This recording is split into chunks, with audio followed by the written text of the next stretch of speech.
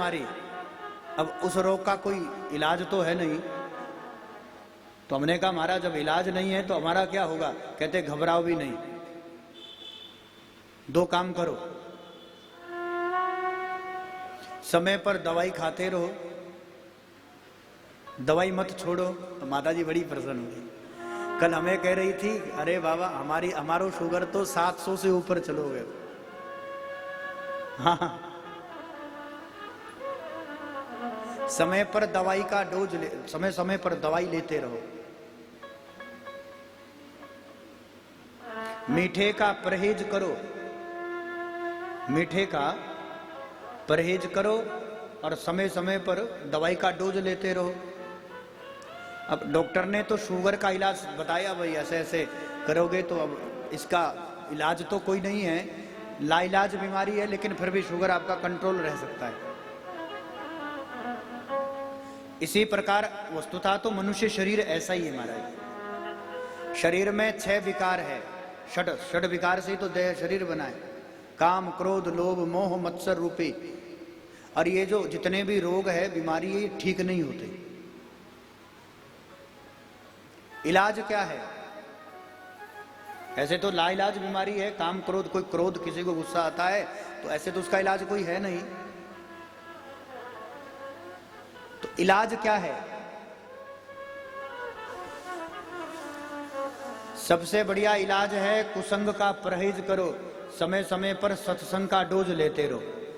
जैसे शुगर में, डायबिटीज में इलाज तो है नहीं, लेकिन समय पर दवाई का डोज लेते रहो, मीठे का परहेज करो। उसी प्रकार काम क्रोध लोभ मोह मत्सर रूपी ये 6 विकारों से शरीर बना है। ऐसे तो इन विकारों का कोई इलाज नहीं है, लेकिन कंट्रोल में रखना है। तो भैया कम से कम कुसंग का परहेज करो, समय समय पर सत्संग का डोज लेते रहो। क्रोध तो रहेगा लेकिन बढ़ेगा नहीं, कंट्रोल में रहेगा। विकार तो है, शरीर विकार से बना है, लेकिन कम से कम वो विकार तो कंट्रोल में रहे। काम क्रोध मद मोह मत्सर ये आपके अपने कंट्रोल में कब होंगे? जब कुसंग का परहेज करोगे, समय समय पर कथा रूपी सत्संग का डोज लेते रहोगे। तो ऐसे ही डायबिटीज रोग है। तो डॉक्टर ने कहा शुगर है, मीठे का परहेज करो, समय पर दवाई का डोज लेते रहो। तो हमने कहा भाई बात तो सही है, शरीर तो विकारों से बना है, तो कुसंग का परहेज करो, सत्संग का डोज लेते रहो, काम क्रोध रूपी विकार से भी बचे रहोगे। और यहाँ पर सुखदेव भी कह रहे हैं जितासनो जितसंगो जितेंद्रयो, संग को भी जीतो, जितना बने कुसंग ना करो। सबसे बड़ी बात है कि अच्छे का संग करो, कुसंग से बचो। बोले सच्चिदानंद भगवान की। अकामो सर्व कामो वा मोक्ष कामो दारदे, तीव्रेण भक्ति योगेन यज्यते पुरुषं परम। अकाम निष्काम निष्कपट भाव से भगवान की भक्ति का योग भक्ति करो। भाई परम पुरुष परमात्मा को प्राप्त यजन प्राप्त करने का एक ही सरल साधन है, मोक्ष की कामना का भी त्याग कर दो। जहां मोक्ष की भी इच्छा नहीं है, जहां पर जीव को मोक्ष की भी कामना बची नहीं, केवल और केवल भगवत प्रसन्नता के लिए ठाकुर जी प्रसन्न रहें, बाबा भोलेनाथ की कृपा बनी रहे, नर्मदा मैया का आशीर्वाद बना रहे, उनकी कृपा सदैव सब पर बनी रहे, ऐसी कामना से भजन करो, ऐसी ही कामना से भक्ति करो तो भगवान भी तुम्हें प्राप्त हो जाएंगे। निष्काम निष्कपट भाव से जब जीव भगवान की भक्ति करता है तो भैया वही भक्ति योग ही तुम्हें परमात्मा से मिलाने का सामर्थ्य रखता है।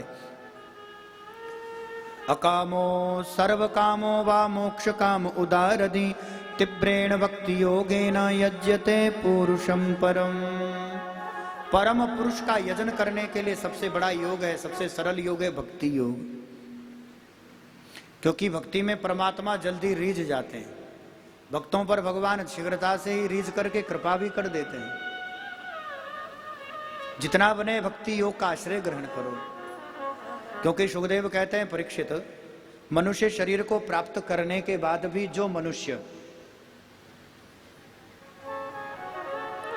ना तो भगवत भजन करते हैं, ना कथा कीर्तन सत्संग सुनते हैं, ना तीर्थ यात्रा करते हैं, ना अपने जीवन में धर्म कर्म पूजा करते हैं, ना दान पुण्य आदि कर्म करते हैं, खाना पीना सोना कमाना बच्चे पैदा करना इसी में जीवन लगा रहा है, ऐसे लोगों को देखकर कोई मनुष्य, कोई बुद्ध पुरुष, कोई संत साधु उनकी प्रशंसा नहीं करता। ऐसों की प्रशंसा तो सदैव ही पशु करते हैं। और भागवत में 4 प्रकार के प्रशंसक हैं। कौन कौन प्रशंसा करता है? कहते हैं पहला प्रशंसक है कुत्ता, श्वान। किनकी प्रशंसा करता है? कुछ लोग होते हैं जो अपने जीवन में ना अच्छा करते हैं ना करने देते। खुद तो अच्छा करेंगे नहीं, कोई अच्छा कर भी रहा है तो उन्हें अच्छा करने नहीं देता। कुछ लोग होते हैं कोई 2 पैसा अच्छा कमावे तो भाई अब अपना तो काम बन नहीं रहा है, लेकिन सामने वाले का काम कैसे बिगड़े। ऐसे लोग होते हैं ना अच्छा करते हैं ना करने देते हैं। कोई कर रहा हो तो उसकी टांग खींचने में लगे रहते हैं। ऐसे भी लोग होते हैं। भाई स्वयं की तो उन्नति हो नहीं रही, अपने जीवन में तो कोई प्रगति हो नहीं रही, कोई अगर उन्नति कर भी रहा है, प्रगति कर रहा है तो उनकी टांग और खींचने में लगे रहते हैं। जो ना अच्छा करते हैं ना करने देते हैं, उन्हें देखकर कुत्ते बड़े खुश होते हैं, हमारी बिरादरी का है।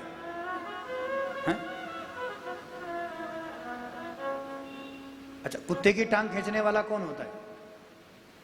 इस गली का कुत्ता वार्ड नंबर 4 में चला जाए तो वार्ड नंबर 4 वाले कुछ बोले ना बोले, वहां के कुत्ते गली के और पीछे लग जाएंगे। तो कुत्ते की टांग खींचने वाला कौन होता है? कुत्ता। कुत्ते का दुश्मन कौन होता है? तो आदमी होकर जो आदमी से प्रेम ना करें, आदमी होकर आदमी का दुश्मन बना रहता है, उन्हें देखकर कुत्ते बड़े खुश होते हैं, हमारी बिरादरी का है। सच्चिदानंद भगवान की जय। इसका कर्म तो देखो हमारी जैसा है, ना तो स्वयं अच्छा करता है ना किसी को करने देता है। और दूसरा प्रशंसक है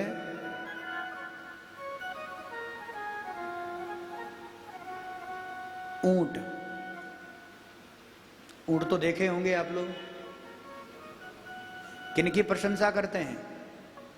किसी को थोड़ा सा पद मिल गया, थोड़ी सी प्रतिष्ठा मिल गई, थोड़ा सा धन वैभव मिल गया, थोड़ी सी संपत्ति मिल गई, थोड़े सेठ हो गए, मोटे हो गए खूब। ऐसे लोग जिनके पास थोड़ा पद बढ़ गया, जिनके पास थोड़ी प्रतिष्ठा मिल गई, थोड़ा सा धन वैभव हो गया, सेठ जी राम राम, और धन के अहंकार में राम राम भी ना सुनते। ऐसे अहंकारी लोग, उनको राम राम भी करो तो गर्दन ऊपर। अहंकार के कारण धरती पर देखकर चलती नहीं है, उन्हें देख करके ऊंट बड़ा खुश होता है, कहते हैं मेरी बिरादरी का है। ढाल चाल तो देखो, ऊंट भी गर्दन ऊंची खड़ी करके चलता है। ऊंट भी तो ऐसे ही चलता है। और अहंकारी घमंडी व्यक्ति भी ऐसे ही चलता है। थोड़ा कोई ज्यादा सेठ, अचानक किसी को पैसे मिल जाए, थोड़ा सेठ और हो जाए, साहूकार हो जाए, तो सेठ जी राम राम, तो राम राम ना सुने, गर्दन ऊपर। ऐसे अहंकारियों को देख करके ऊंट बड़ा प्रसन्न होता है। ऊंट कहता है हमारी बिरादरी के लग रहे हैं। तीसरा प्रशंसक है बराहा। बराहा माने सुअर। किनकी प्रशंसा करते हैं? कुछ लोग ऐसे होते हैं जो नहीं खाना चाहिए उसे भी खाते हैं, जो नहीं पीना चाहिए उसे भी पी लेते हैं। ऐसे वाले अलख निरंजन वैसे वाले हैं। जो नहीं खाना चाहिए उसे खाते हैं, जो नहीं पीना चाहिए उसे पी लेते हैं।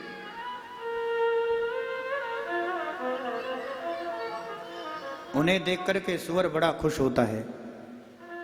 वैसे ही हो गया जैसे कल हुआ था।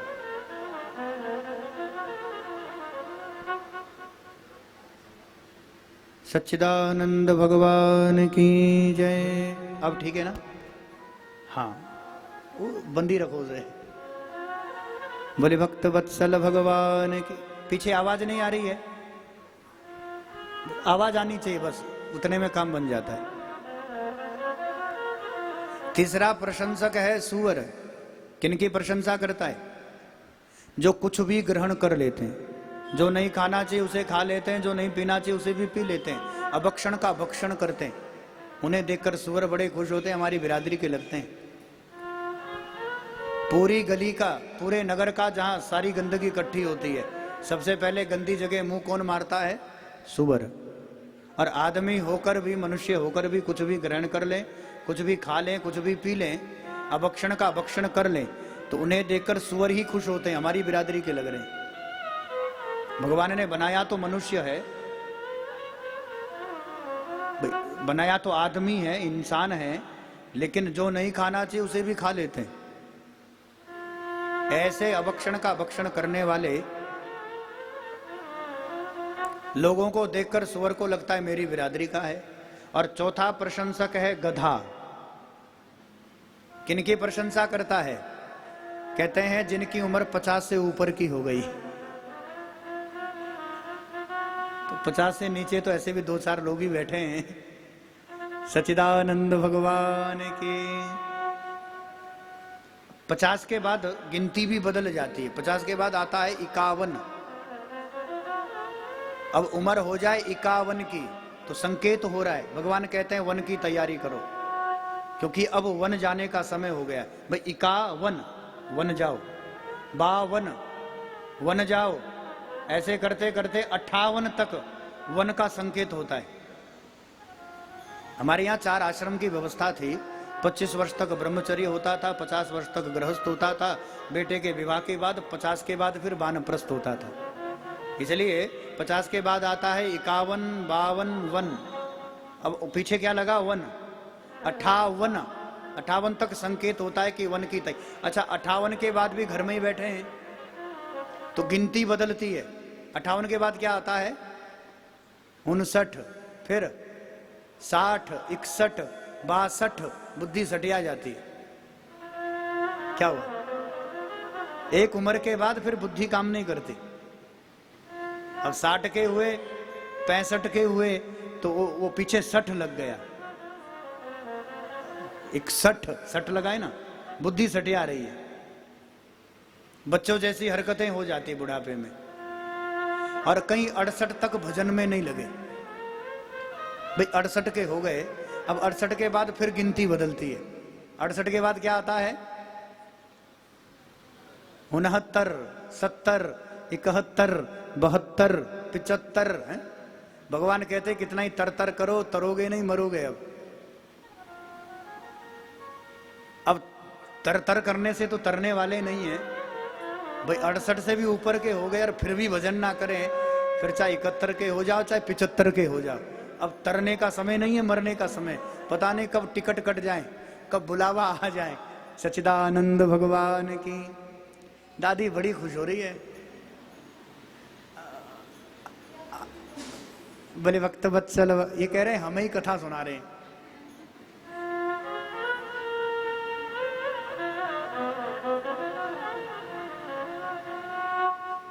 ऐसे लोग जिनकी उम्र 70 से भी ऊपर की हो गई है और अब तक भी गृहस्थ का बोझ ढोने में लगे। अच्छा, किसी को बात बुरी लगे तो भाई क्षमा करना, हम नहीं कह रहे हैं, सुखदेव जी कह रहे हैं। बुरा लगे तो उनको पूछना कहीं मिले। ऐसे लोग जो 70 से भी ऊपर के हो गए फिर भी जिनका मन भजन में नहीं है, आपके लिए नहीं कह रहे, आप तो कथा में बैठे हो, जिनका मन तब भी भजन में नहीं है, गृहस्थ का बोझ ढोने में लगे, पूरी उम्र बीत गई है फिर भी जीवन समय बीतता गया है और हम सब फिर भी गृहस्थ के बोझ ढोने में लगे हैं, उन्हें देखकर गधा बड़ा खुश होता है, हमारी बिरादरी के हैं। दोनों का काम एक जैसा है। गधा कहता है मैं भी जिंदगी भर मालिक का बोझ ढोता हूं और ये भी जिंदगी भर गृहस्थ का बोझ ढोते हैं। काम तो दोनों का एक ही जैसा है। अब फिर चाहे इटारसी में कोठी बना लो, चाहे भोपाल में मकान बना लो, अगर बुढ़ापे में भी इसी काम में लगे हैं, बुढ़ापा है तो कम से कम बुढ़ापे में तो हाथ में माला आ जाए, मन भजन में लग जाए, क्योंकि अब पता नहीं है कब अंतिम समय कब आए, कब बुलावा आए, कब परमात्मा बुला ले। इसलिए कह रहे हैं कि अंतिम प्रशंसक, चौथा प्रशंसक है गधा। और गधा इसलिए भी प्रशंसा करते हैं क्योंकि भाई अब ये जीवन, अरे भाई हम तो गधा है, हम तो गधे हैं, हमारा तो काम ही है मालिक का बोझ ढोना। तुम्हें तो भगवान ने मनुष्य बनाया है, बुद्धि दी है, विवेक दिया है, तो कम से कम मनुष्य शरीर प्राप्त करके तो थोड़ा मन भजन में लगा लो। मनुष्य शरीर पाकर भी यदि बोझ ही ढोना है गृहस्थी का, तो तुमसे भले तुम गधे ठीक है। अच्छा, दोनों की हालत भी एक जैसी होती है। गधा कहता है हमारी हालत भी वैसी वैसी तुम्हारी हालत, हम कितना ही काम कर ले, लेकिन कभी हमारे मालिक कभी गधे के गले में हार नहीं डालता है भाई गधा बहुत बढ़िया है, कभी शाबाशी देता है। कभी गधे को कोई पुरस्कार प्राप्त नहीं होता, जब भी मिलती है तो 2 सोटे की मिलती है, मालिक जब देता है तो 2 डंडे की देता है। इसी प्रकार गृहस्थ जीवन है। जिंदगी भर जिन बेटे पोते नाती के का बोझ ढोते ढोते जिंदगी खपा दी महाराज, बुढ़ापे में जब देंगे तो 2-4 गालियां ही मिलेगी, 2-4 डंडे ही मिलेंगे। अगर बुढ़ापे में बेटा